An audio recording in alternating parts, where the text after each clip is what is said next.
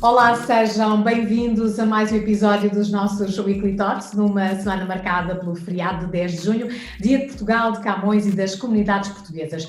E por isso o nosso pensamento de hoje vai para a diáspora e conta com o contributo do novo embaixador da Empower Brands Community na Ásia. Tem um currículo extraordinário que envolve a liderança de empresas ligadas à distribuição, mas não só, foi também, entre outras funções e missões, diria eu, CEO da Fundação Francisco Manuel dos Santos e agora junta-se a nós a partir de Tóquio como presidente da ION Tupovalu. Não sei se disse bem, David, mas aproveito para nos ensinar a dizer corretamente o nome da sua empresa. Não, está muito bem. ION Top Value, acho perfeito. Não, está muito bem. Muito Olá, obrigado David. pela apresentação.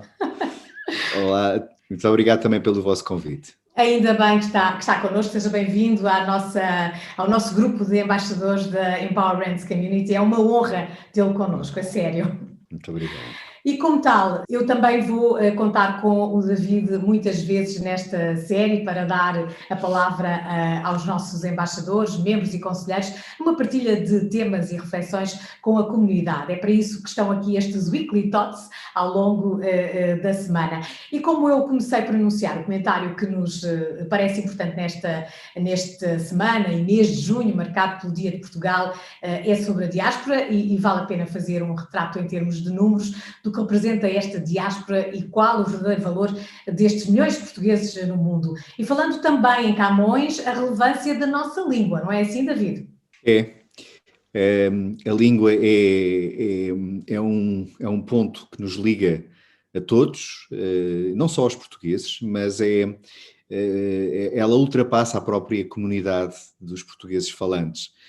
Nós somos a nona língua do mundo, mais falada no mundo, mas até quando migramos para a área da tecnologia e para a área da digital e da internet, os nativos e os falantes portugueses usam ainda mais que os outros proporcionalmente a língua portuguesa e então os conteúdos da net colocam-nos em quinto lugar. O português aparece em quinto lugar em tudo aquilo que é visível e acessível na internet. Portanto, a língua é obviamente a ponte que nos liga a todos, culturalmente, socialmente, mas é mais do que isso, ela é um veículo da nossa identidade, da forma como também nos queremos identificar e diferenciar no mundo. É muito interessante, de facto, estarmos a falar disto nesta data tão importante. Este tema da diáspora, David, também acaba por ser importante nesta semana, porque estes milhões de portugueses que se distribuem pelo mundo, eles são também uma grande influência para Portugal. E é preciso não esquecer que esta diáspora tem um valor real para o país. Tem, e não pode ser só nestes momentos de celebração do Dia de Portugal, e nestes momentos mais simbólicos que tem que ser lembrada, e também é vulgar dizer que os portugueses de certa forma são muito esquecidos pelas instituições portuguesas, pelo Estado, pelo Governo, e muitas vezes é justo dizê-lo. A diáspora portuguesa é um recurso extraordinário. É um recurso de oportunidades, é uma diáspora de oportunidades. Eu obviamente não há estudos científicos que possam confirmar aquilo que vou dizer, mas a minha vivência, o contacto que tenho com os portugueses que fui conhecendo ao longo da minha vida por países na Europa, nos Estados Unidos e agora na Ásia, em primeiro lugar de um modo geral, um amor imenso pelo país, um orgulho imenso por ser português, mesmo que muitas vezes estejam a sentir-se esquecidos ou pouco aproveitados, ou mesmo abandonados. É uma palavra que pode parecer excessiva, mas não é. E, portanto, porque os portugueses têm, em primeiro lugar, são todos os portugueses, eu gosto de pensar desta forma, são de facto embaixadores do nosso país. Pode ser da forma mais humilde ou da forma, em alguns casos, com um grande reconhecimento social e académico, empresarial, E até a popularidade que que certos programas até que passam na televisão portuguesa, há canais que têm programas sobre portugueses no mundo, e eles são sempre até muito vistos, pelo que me é dado a perceber. A poder imaginar que o exemplo por exemplo, de empresários que desenvolvem em áreas muito competitivas, fora do seu país, sem ajuda de ninguém, com o seu próprio talento, com o seu próprio dinheiro, com a sua capacidade de trabalho e de sacrifício, com o seu conhecimento, desenvolvem, como estava a dizer, modelos de negócio, marcas, negócios, e vencem, e são reconhecidos e estimados nas comunidades onde vivem e onde trabalham. E, portanto, o que nós podemos, como país, ganhar com isso é muito.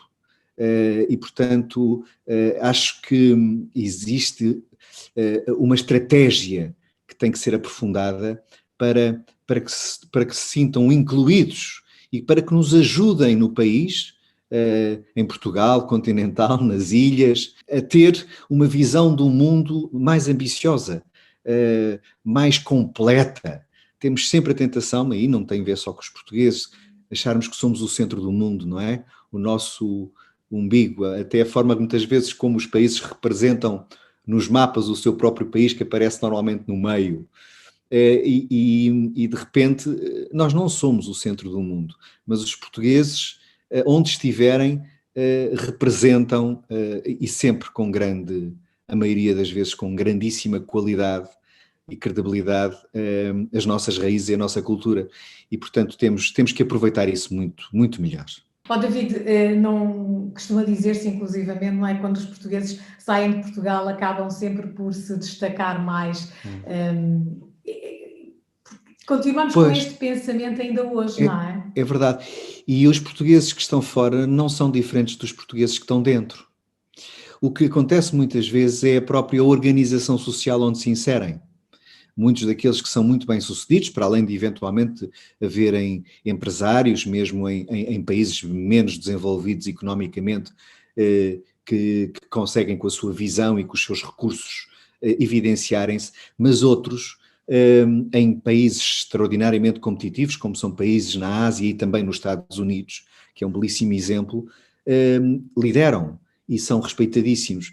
E eu diria que é a organização do trabalho, por exemplo, é a organização da sociedade, que lhes permite evidenciar as suas qualidades, que são qualidades que qualidades são? São qualidades de uma enorme tolerância cultural, de respeito por aquilo que é diferente, de uma capacidade e uma flexibilidade, portanto, para se adaptarem a novas situações, o serem comunicativos. E, portanto, o interesse que mostram pelas coisas e a forma depois como as transmitem depois de as conhecer. E, portanto, estas características que fizeram de nós, que estão desde que nos conhecemos, que fazem parte de nós, naquele livro da riqueza e a pobreza das nações, o autor, a certa altura, mostra uma perplexidade, que é como é que, numa altura em que éramos 1,5 milhão de portugueses, no início da epopeia dos descobrimentos, o que é que fez com que este país de 1,5 milhão de pessoas, pobre, muito pobre, sem recursos, saísse e descobrisse meio mundo? E, portanto, é uma perplexidade. Há, obviamente, teorias e estudos e doutoramentos sobre o assunto, mas não deixa de nos admirar muito como é que isso foi possível, não é? E, portanto, isto tem de facto a ver, esse ADN permanece. E agora diria que pode ser elevado a um nível nunca antes visto, devido às nossas próprias qualificações. E, portanto, somos, obviamente, um país que, apesar de ainda ter muito para andar nessa área, tem desenvolvido bastante as suas qualificações nos últimos 30, 40 anos. E devemos continuar a apostar. Educar, não é, David? Nunca desistir da educação. Sim, não há nada mais verdadeiro do que dizer que a educação compensa. Muitas vezes vemos por momentos de desânimo, as famílias por falta de recursos, os filhos abandonarem precocemente os seus estudos, chegando ali ao 12º ano. Não há nada de errado em poder dizer eu não quero continuar a estudar, mas, e temos que respeitar a opinião e a decisão de cada um, mas não podemos é deixar de dizer que se tiveres possibilidade, se não tiveres cria, mas não abandones nunca a possibilidade de continuares a qualificar. Estudar é para a vida. Não há dois mundos, agora estudo e agora trabalho. Não, é estudar é sempre.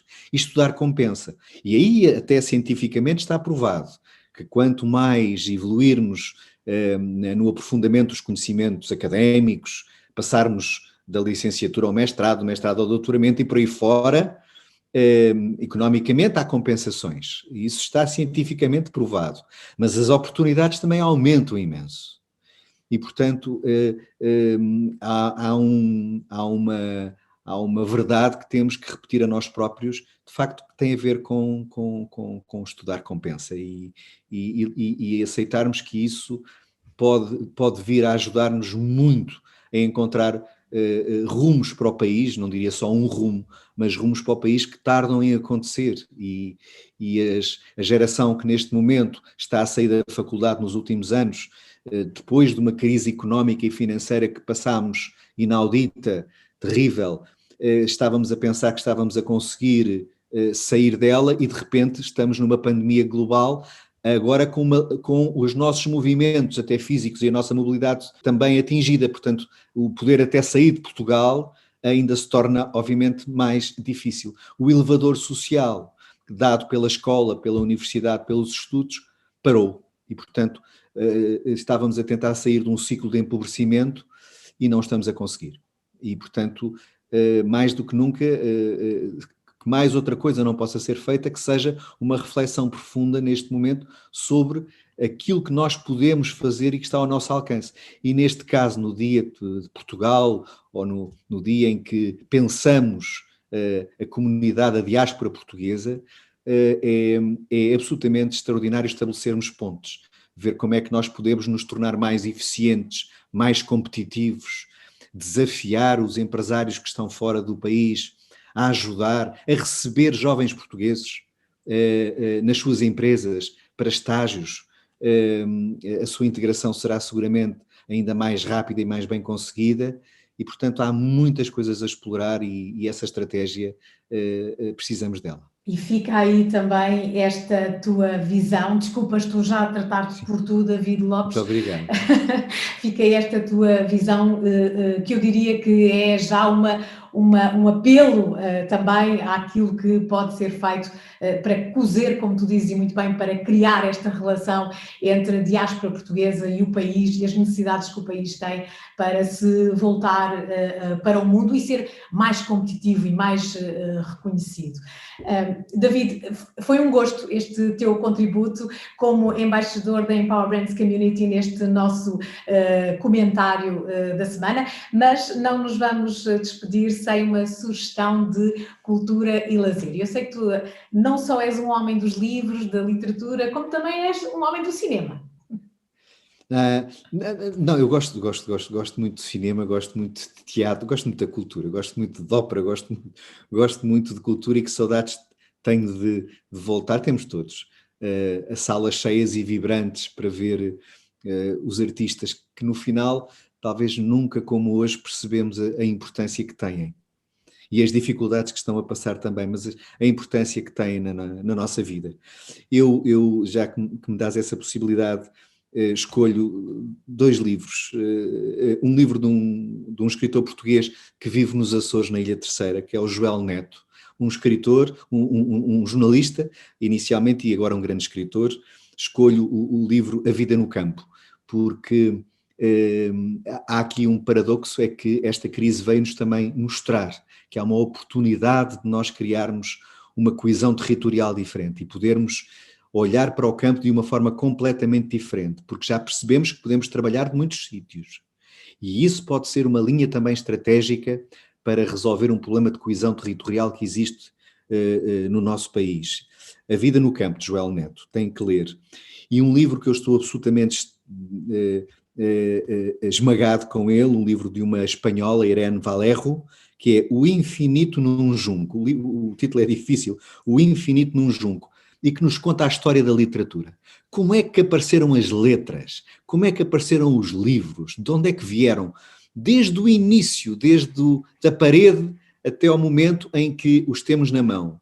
E este paradoxo que é, os livros até em papel já podiam não existir, como outras coisas desapareceram com a tecnologia, mas eles continuam a existir, existem e-books, existem virtuais, mas o livro parece que não nos abandonou. Por alguma razão, não nos abandonou.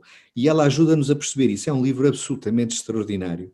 Depois, um filme, que é um filme completamente louco, dos irmãos Coen. Os filmes são todos loucos, mas ele está acessível no Netflix, The Ballad of Buster Scruggs. Vejam este filme e preparem-se para a loucura total. E há aquela imagem, basta começarem a ver o filme numa pradaria no oeste, os colonizadores americanos no início, um cavalo branco, um homem branco, a tocar viola em cima de um cavalo num desfiladeiro vazio.